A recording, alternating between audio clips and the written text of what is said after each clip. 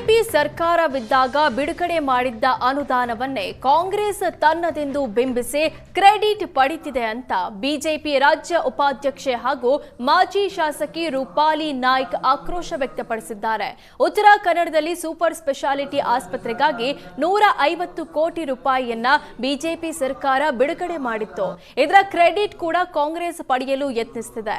ಕಾಂಗ್ರೆಸ್ ಶಾಸಕ ಸತೀಶ್ ಸೈಲ್ ಈ ಬಗ್ಗೆ ದಾಖಲೆಗಳಿದ್ರೆ ತೋರಿಸಲಿ, ಉತ್ತರ ಕನ್ನಡ ಜಿಲ್ಲೆಯ ಜನರ ಕಣ್ಣೀರು ಒರೆಸಲು ಎರಡೆರಡು ಸೂಪರ್ ಸ್ಪೆಷಾಲಿಟಿ ಆಸ್ಪತ್ರೆ ಮಾಡೋದಾಗಿ ಹೇಳಿ 2.5 ವರ್ಷವಾಯಿತು.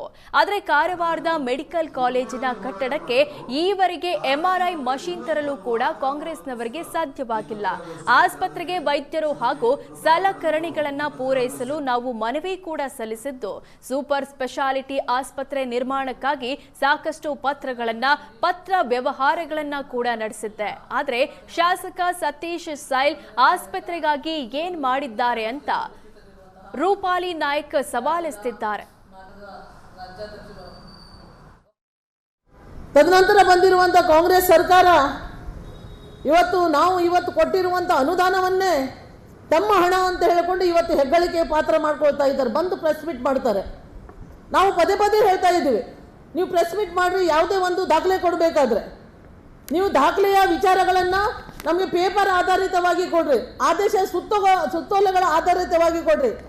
ನಾವು ಮಾಡಿರುವಂಥ ಅನುದಾನ, ನಾವು ತಂದಿರುವಂಥ ಅನುದಾನ, ಬಿಜೆಪಿ ಸರ್ಕಾರ ಕೊಟ್ಟಿರುವಂಥ ಅನುದಾನವನ್ನು 150 ಕೋಟಿಯಲ್ಲಿ ಅದರ ಮುಂಭಾಗದಲ್ಲಿ ಬಂದಿರುವಂಥ ಹಣವನ್ನು ಕಾಂಗ್ರೆಸ್ನವರು ಮಾಡಿದ್ದಾರೆ ಅಂತ ಹೇಳ್ತಾರೆ.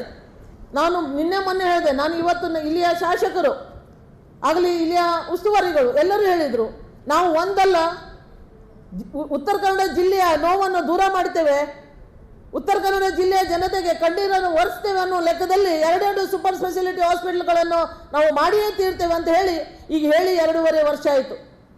ಈ 2.5 ವರ್ಷದಲ್ಲಿ ಇನ್ನೂ ತನಕ ಸೂಪರ್ ಸ್ಪೆಷಾಲಿಟಿ ಹಾಸ್ಪಿಟಲ್ ಮಾಡೋದು ಬಿಡಲಿ, ಕಾರವಾರದ ಹೆಡ್ ಕ್ವಾರ್ಟರ್ಸ್ನಲ್ಲಿರುವಂಥ ಮೆಡಿಕಲ್ ಕಾಲೇಜಿನ ಆವರಣದಲ್ಲಿರುವಂಥ ಹಾಸ್ಪಿಟ್ಲಿಗೆ ಈ ತನಕ ಒಂದು ಎಂಆರ್ಐ ಮಷಿನ್ ಕೊಡಲಿಕ್ಕೆ ಇವತ್ತು ಸಾಧ್ಯ ಆಗಲಿಲ್ಲ.